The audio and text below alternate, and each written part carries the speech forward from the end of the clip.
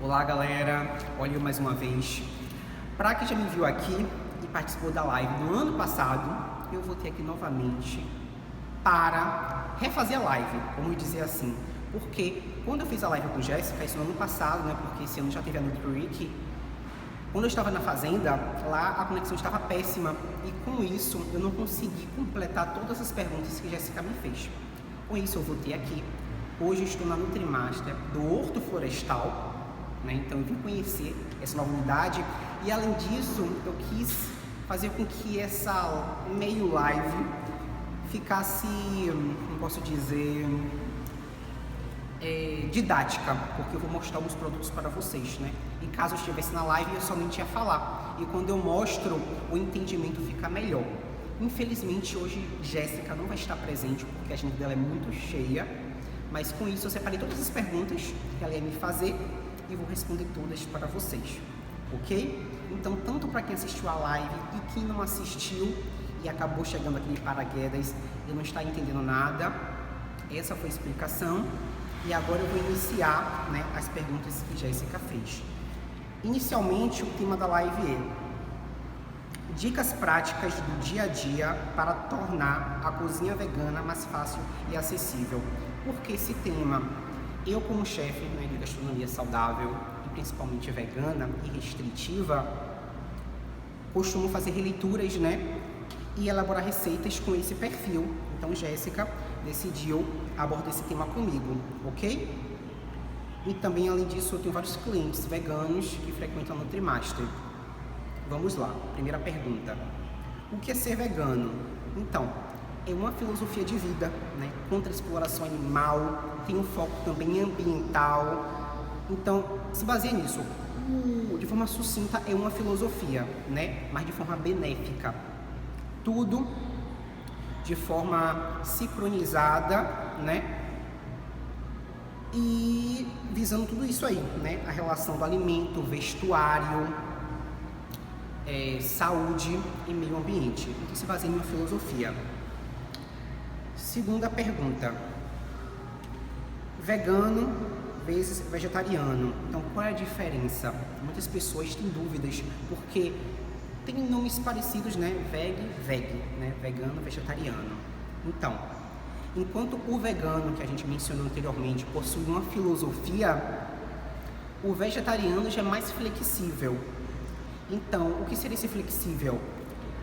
Ele não restringe todos os alimentos de origem animal. Eles costumam consumir os derivados, como os ovos, laticínios, queijos, iogurtes, dentre outros.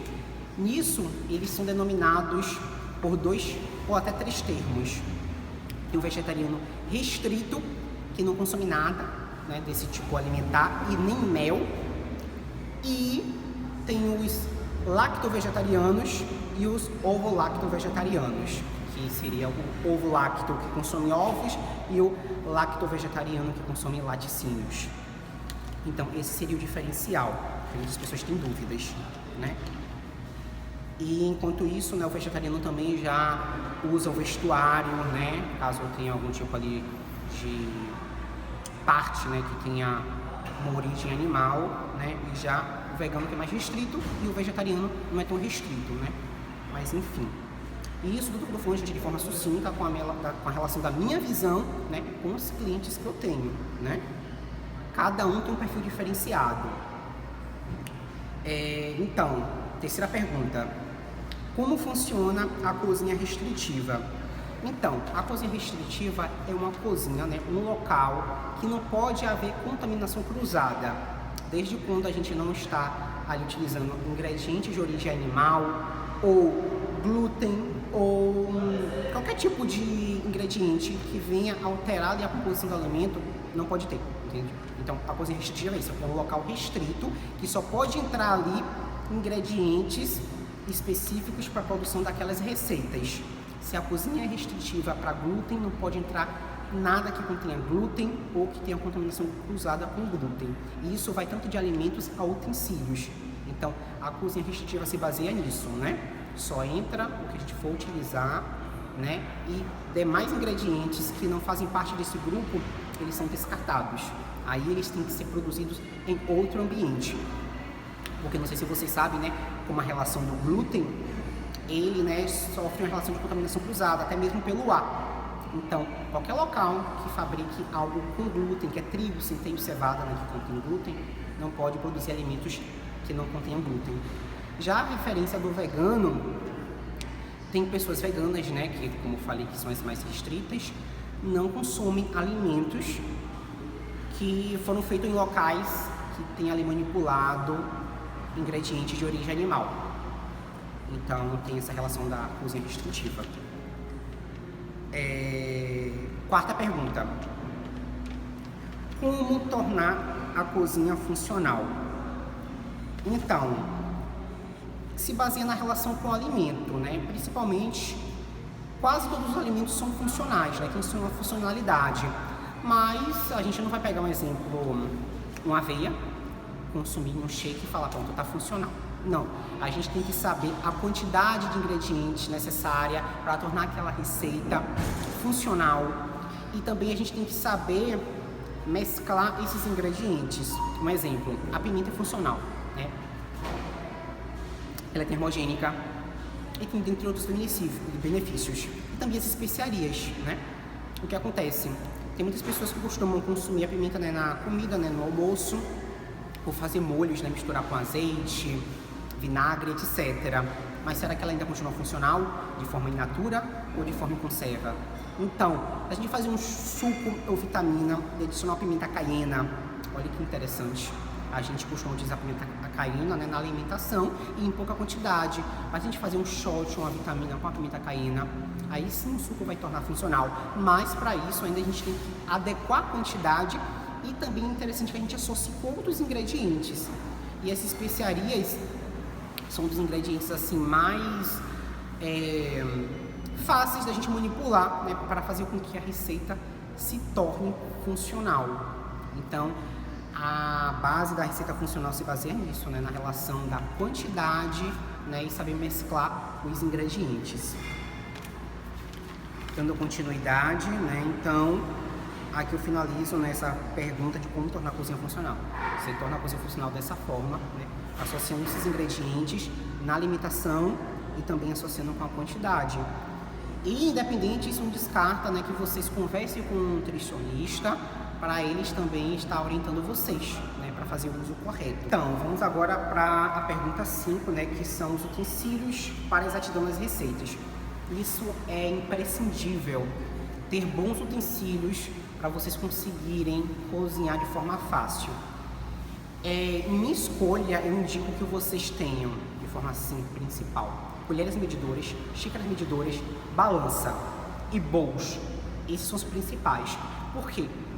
No dia a dia, a gente utiliza mais os bowls e caso vocês vão seguir receitas, as receitas elas são divididas em gramaturas ou unidades, né, em ml ou em colheres. Então, vocês tendo esses utensílios vai facilitar a preparação das receitas. E os bowls, principalmente porque a gente consegue separar todos os ingredientes que a gente vai utilizar, para a gente não ter que ficar pegando, né, cada ingrediente aos poucos, cortando, levando a panela, depois cortando novamente. Então isso demanda muito tempo e não é legal. A cozinha tem que ter praticidade e para ter praticidade a gente tem que fazer isso, pré-preparar, organizar e ter utensílios essenciais. Esses são só os básicos. Caso vocês queiram avançar além desses básicos, a gente vai para a batedeira, um mixer de mão, para não ter que sujar o multiprocessador, que também é essencial, sendo que cada ingrediente ele se adapta a um tipo de equipamento. O mixer é pequeno, é para coisas pequenas, já o multiprocessador é maior, para coisas maiores, né? Então tem essa variação, então por isso que é bom ter vários equipamentos dentro da cozinha. E, além disso, tem uma boa frigideira e boas panelas, né? Porque a gente tem que ver que se a gente está produzindo alimentos, o alimento não é só para satisfazer a fome, e sim nutrir nosso organismo. Então, para isso, a gente tem que ter bons equipamentos e bons utensílios, né? Como as boas panelas, evitar usar panela de alumínio, né? Porque a panela de alumínio não é legal, ela passa o alumínio para a comida. E também, caso a gente utilize utensílios plásticos, né, para congelamento ou algo do tipo, se não tiver uma relação de selo de segurança, né, como o BPA e dentre outros, não é saudável, né? Então passa esses compostos químicos para o alimento. Então tudo isso vocês têm que analisarem, né? Não só ter esses utensílios e equipamentos, e também analisar a qualidade do material. Agora vamos para a sexta pergunta: como variar a alimentação? Como eu disse logo no início do vídeo, eu ia fazer com que esses vídeos ficassem interativos. E a interatividade vai começar agora, eu mostrando alguns alimentos para vocês. Então, como variar a alimentação? O nome varia já de estudo. Variar é a gente mudar, né? A gente ali tem uma troca de hábitos. Inicio assim. Pergunto para vocês se no dia a dia vocês consomem goiaba, amendoim, maracujá, manga. São até alimentos básicos que a gente costuma, né, ver em qualquer local. São fáceis de encontrar, mas vocês costumam comer no dia a dia? E além disso, vocês comem puro ou associa com outros alimentos? A manga, além de comer puro, a gente pode estar associando em uma salada, fazendo um ceviche e dentre outras receitas. Então, a variação funciona dessa forma, é a gente pegar e saber utilizar o alimento de várias formas, não comer ele só de forma integral. Bastante pode comer de forma integral, sendo que a gente tem que mudar nossos hábitos. Então, a raiz da cúrcuma é algo que a gente não costuma ver em qualquer local. Então, vocês podem estar associando isso no dia a dia, substituir a cúrcuma em pó pela a raiz, no caso rizoma, que é mais específico. Tá também adicionando nos sucos, shots matinais e dentre outros ingredientes. Aqui no NutriMaster, diversidade é o que não falta. Então, é o que vocês podem estar fazendo. Aqui outro interessante, o rabanete. Como vocês comem o rabanete? Na salada, cru, assado? Então, a variação se baseia nisso aí. Variedade no dia a dia e nos alimentos. Agora vamos para a pergunta 7. Opções vegetais que podem ser utilizadas para melhorar aporte proteico da dieta. Isso é muito interessante porque tem muitas pessoas que têm um preconceito de dizer que o vegano vai ficar doente, não vai ter assim aporte de proteína, porque acham que a proteína só vai ser encontrada na carne, no frango, no peixe, e entre outros alimentos de origem animal. E não é bem isso.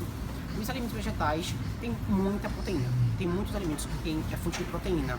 Então, eu vou mostrar para vocês alguns, sendo que são vários. Sendo que esses aqui que eu vou mostrar para vocês são os que têm a maior concentração de proteína, ok? Então, temos aqui um edamame, que é uma vagem.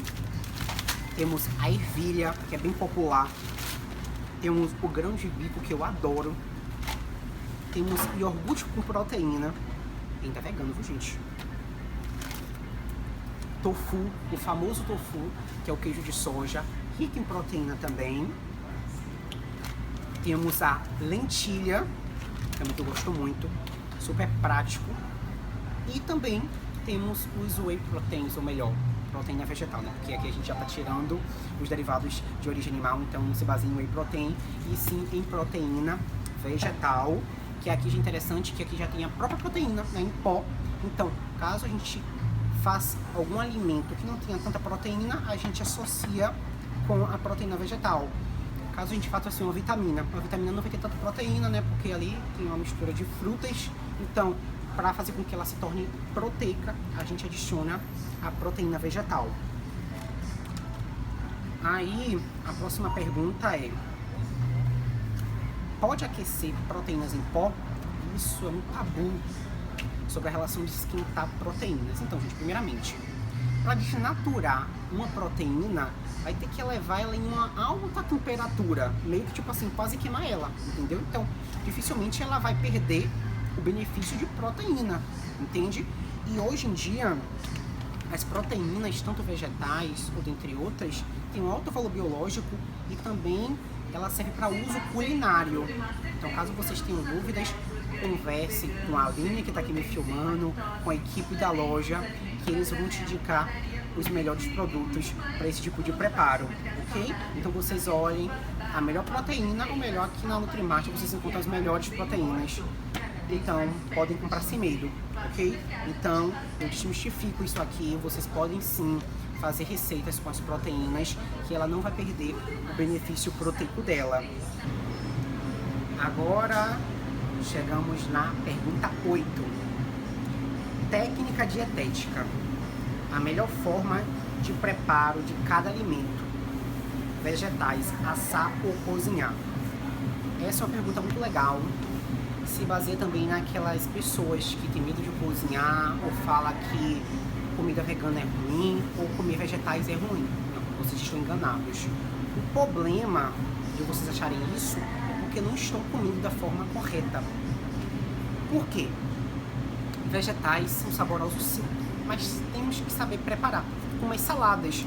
Tem pessoas aqui que consomem saladas sem nada, mas já tem outras que preferem botar um azeite trufado, uns molhos, especiarias, raspas de limão, raspas de laranja. Então tudo isso dá um diferencial, dá um aroma, dá um sabor. Iogurtes também podem ser associados, oleaginosas, castanhas para dar uma crocância, olha que máximo. Então isso que se baseia na técnica dietética, é a gente saber preparar os alimentos. Aí, sobre a indagação, vegetais, assar ou cozinhar, isso é meio complicado. Por que é meio complicado? Vai depender do seu objetivo.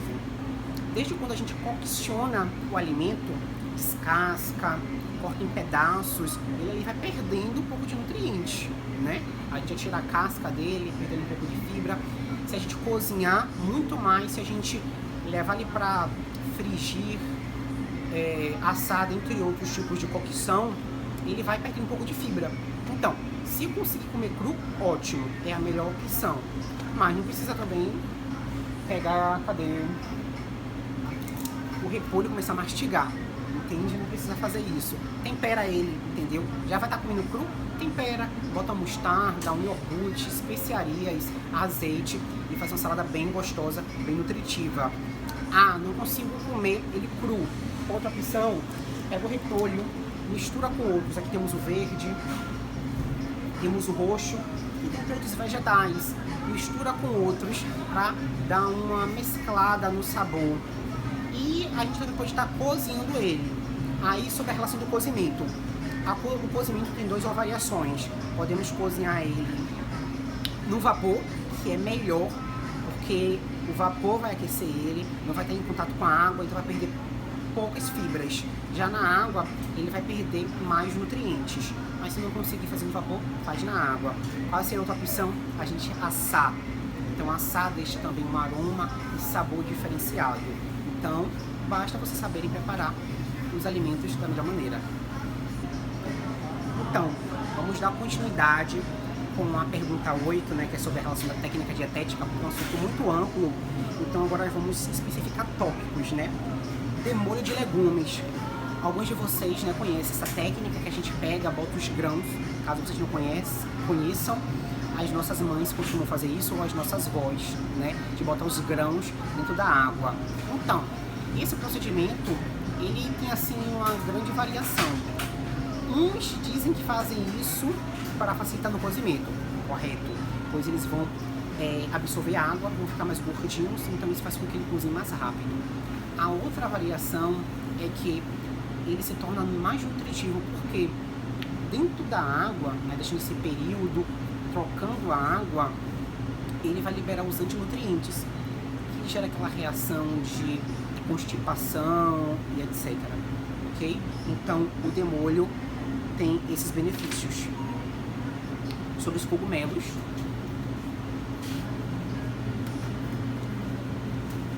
não tem muita coisa a dizer. A única problemática, né, que se tem com os cogumelos é a relação da higienização, porque eles são esponjosos. Então tem muitas pessoas que falam que não pode lavar. Então fica ao critério de vocês, né? A gente pode lavar sim, mas lavar de forma rápida, entende? Mas caso vocês conheçam o fornecedor, vê que ele está limpo, pode estar utilizando ele, ok? E eu também não desperdiço nada do cogumelo. Até a partezinha de baixo eu utilizo, ok? Outra coisa, a gente também tem que olhar o aspecto do cogumelo. Tem que ver se ele está amassado, ver se ele está com algum tipo de outro fungo ou até mesmo mofo, ok? Então eles têm que estar firme, sem nenhum tipo de lesão, vamos dizer assim, e com isso vocês conseguem ter um cogumelo super saudável e ótimo para consumo. Agora vamos falar sobre a economia dos alimentos. Então, infelizmente a gente está passando por um momento, né, que tem certos alimentos que estão com preço elevado, mas de que forma a gente faz com que ele se torne mais econômico? Tem como fazer isso sim. A gente tem que pegar e saber aproveitar todas as partes do alimento. Vou mostrar para vocês. Eu faço uma pergunta para vocês. A cebolinha, vocês usam ela inteira ou costumam cortar essa parte de baixo e descartar? Tem muitas pessoas que pegam essa parte e descartam, e não é o correto. A parte da raiz é uma das partes que tem mais aroma e sabor. Então vocês já ficam cientes de que nada de desperdiçar essa parte. E isso não funciona só com a cebolinha, funciona com coentro, funciona até mesmo com morango. Esse talinho que a gente costuma descartar, não descartem. Com ele a gente pode estar fazendo suco detox. Também tem a rama da cenoura, que a gente pode estar fazendo suco detox, então a gente não precisa descartar. Então é saber utilizar todas as partes do alimento. E quando a gente não consome, a gente pode estar secando eles, vai estar fazendo chás, fazendo infusões, fazendo receitas, dentre outras variedades de opções que esses alimentos proporcionam a gente. Agora vamos para outro tópico, que são as especiarias. Eu lembro que no início do vídeo eu falei sobre as especiarias e a gente vai voltar a falar agora especificamente, né, sobre elas, que é assim algo essencial. Tem que ter uma cozinha, porque aquelas pessoas que falam que não conseguem cozinhar, que fazem essas comidas e não acham tão gostosas, o que vai dar sabor são as especiarias. E ela não só dá sabor, ela agrega valor nutricional para o alimento. Tanto a gente pode estar utilizando as receitas doces ou receitas salgadas, fazendo com que as receitas se tornem funcionais, porque cada uma tem seu benefício. Também basta a gente saber adequar a quantidade. E qual é a melhor? Todas são ótimas. A dica que eu dou para vocês é mesclar no dia a dia uma variedade de especiarias na preparação que vocês estão fazendo, ok? Então ali com isso vocês vão conhecendo, vão criando essa familiaridade com essas especiarias. Então isso é ótimo, ok? Então quando vocês verem, né, aqui, vocês vão ver que tem uma grande variedade. Isso se baseia também nos molhos, que já são meio que umas especiarias já mais práticas para certos tipos de receita, como as saladas, né? Mas também até nos pratos prontos, cai muito bem. E tem outras aqui também, líquidos como shoyu, e o que mais? Tem outras especiarias aqui secas. Vamos explicar? Então, vocês invistam nas especiarias, pois elas são muito nutritivas e muito saborosas. Então, o que vai dar sabor na preparação são as especiarias.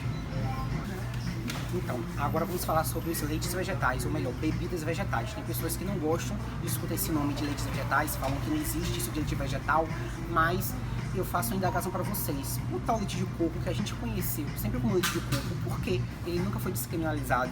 Aí hoje que o veganismo se expandiu, a gente fala que vários produtos, né, são leites vegetais, e as pessoas não gostam desse termo, mas sim, são leites vegetais ou bebidas vegetais, fica ao critério de cada um de vocês. Mas então, são todos iguais? Não são todos iguais, tanto, né, que cada um é produzido de uma fonte diferenciada. Tem o da aveia, tem o de arroz, de macadâmia, de oleaginosas em geral, enfim. Então, eles não são todos iguais, não só pela relação da fonte, mas devido à composição deles. Uns têm mais amidos, outros têm mais gordura. Um exemplo, o de aveia vai ter mais amido. O de coco e o de oleaginosas vai ter mais gordura. Então, com isso vocês vão ter uma percepção de qual vai ser melhor a preparar cada tipo de receita, ok? Então, receitas que necessitem de consistência, é interessante que use os que têm amido, como o de arroz ou de aveia. E para receitas mais cremosas, eu costumo utilizar o de coco, porque ele é mais popular, mais fácil de encontrar e tem mais fonte de gordura. Então, isso seria a explicação sobre os leites vegetais. Então, agora vamos falar sobre o ovo, o tal ovo, o polêmico ovo, que é bem complicado, né? Porque a gente meio que nasce preparando tudo com ovo. Aí o que a gente faz quando a gente não pode utilizar o ovo, né? Os ovo-lacto-vegetarianos tá de boa, mas para os veganos, então, aqui nós temos os ovos, mas não vamos falar especificamente sobre eles. Mas independente, eu digo que o ovo é único, porque ele dá flexibilidade na receita, da estruturação. Então, para a gente substituir esse ovo, o tradicional ovo, pelas versões vegetais, é bem complexo. Então, aí é que eu digo que primeiro a gente tem que focar no nosso objetivo. Então, qual objetivo? Vocês querem fazer um merengue? Querem fazer um suspiro? Querem fazer um bolo? O que vocês querem? Então, após a gente decidir o que a gente quer fazer, a gente vai ter que escolher a substituição. Um exemplo, caso a gente queira fazer merengue, suspiros, a melhor opção de substituição seria a aquafaba, que seria a água de vegetais, como água de ervilha ou água de grão de bico. Eu costumo fazer muito com água de grão de bico. Então, com essa água, a gente consegue fazer um merengue. Olha que máximo, é possível sim fazer suspiro com a água de grão de bico. E caso vocês tenham dúvidas, vocês podem me seguir, caso vocês me sigam, no Instagram Saudável Mesmo, ou vocês podem também estar me seguindo no meu canal do YouTube, o Saudável Mesmo, que lá eu ensino vocês a prepararem essa aquafaba e depois vocês fazerem também o suspiro ou dentre outras receitas. Mas então, essa variação foi sobre a relação de merengue e suspiros e sobre bolos e etc.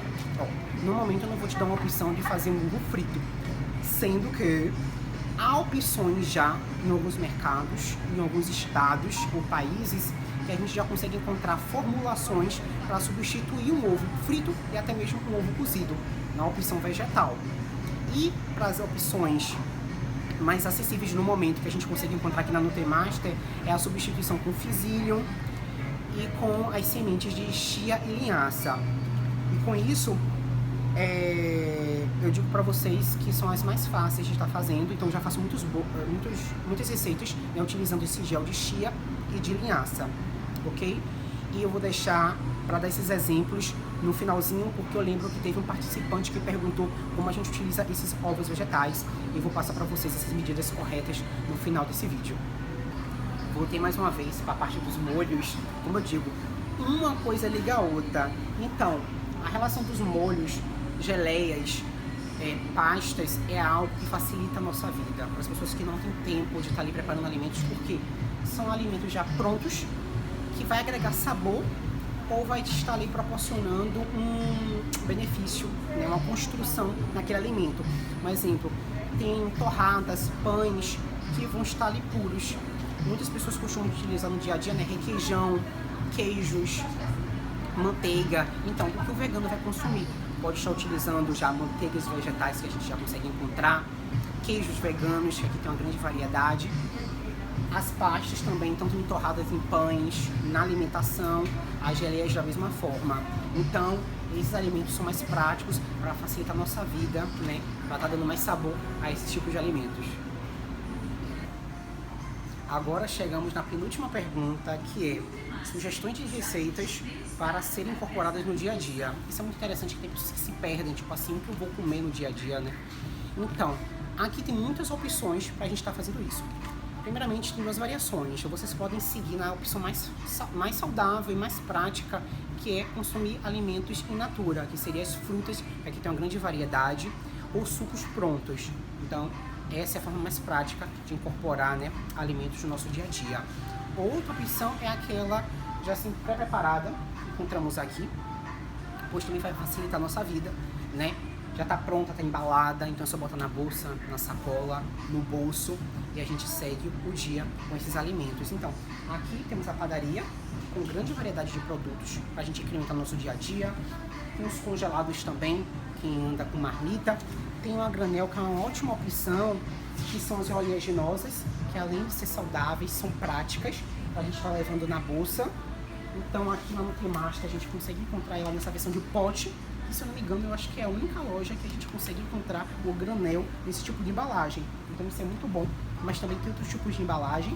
Também tem as barrinhas de proteína, que a gente consegue encontrar aqui nessa seção. Tem também barrinhas de cereais.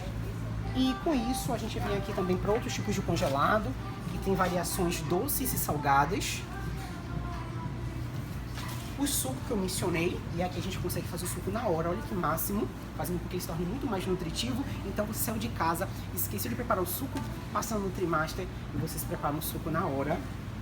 Tem também aqui a seção de sucos já prontos. E aqui também tem outras variações, né? Sucos de uva, sucos funcionais, tapioca, sequilhos, torradas. Então, a relação prática de se alimentar bem se baseia nisso, fazendo boas escolhas, e aqui vocês conseguem fazer boas escolhas. E a gente finaliza com o questionário de perguntas para quem assistiu fazer as perguntas, mas eu lembro que um participante perguntou, né, como a gente utiliza os ovos veganos, né, esses tais ovos veganos, e agora eu vou passar para vocês. Por ser bem específico, eu vou estar lendo, ok? Então, como a gente substitui? Iniciamos assim. A aquafaba eu já falei, e também já falei aqui no meu canal do YouTube, vocês conseguem encontrar a receita para os preparos, né, de massas. Então, 6 gramas de semente de chia ou linhaça, mais 45 gramas de água. Eu costumo macerar as sementes, eu não gosto de utilizar farinha, pois costuma deixar um gosto residual e quando ela fica inteira, fica com o aspecto da semente na receita. Caso vocês não vejam problema, não precisam utilizar a semente, ok? Então vocês podem também estar macerando, eu macero, mistura na água, deixa de repouso até gelatinizar e a gente pode estar utilizando na receita, ok? Segunda opção, 55 gramas de água mais óleo vegetal. É outro tipo de emulsão que pode estar substituindo o ovo. Outra, 55 gramas de suco de frutas, também pode estar fazendo essa substituição. Ou 100 gramas de banana amassada. Ou 55 gramas de aquafaba. Ou 55 gramas de água mais limão. Outra opção, 50 gramas de purê de uma maçã e 1 ou 2 colheres de psyllium. O psyllium ou psyllium é uma casquinha, né? Aqui no Nutrimaster vocês encontram também em várias versões. Então, ela absorve muita água, então vocês vão fazendo testes, ok?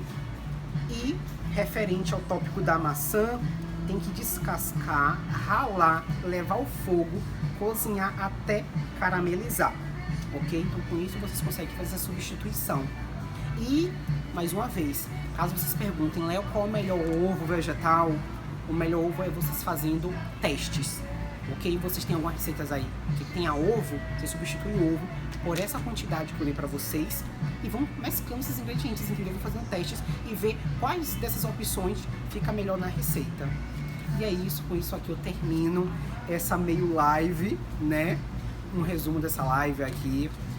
E é isso, espero que vocês tenham gostado, né? Curtam, comentem, compartilhem. E qualquer dúvida vocês podem deixar aqui no comentário desse post. Pode me chamar no direct, deixar comentários lá no YouTube. E é isso. Agradeço mais uma vez a Jéssica por essa live, apesar que ela não tá aqui hoje. Mas eu vou estar deixando também aqui nesse vídeo o link da live, que se não me engano eu postei no canal do meu YouTube também. E vocês conseguem assistir um pouco de como foi. Até mais.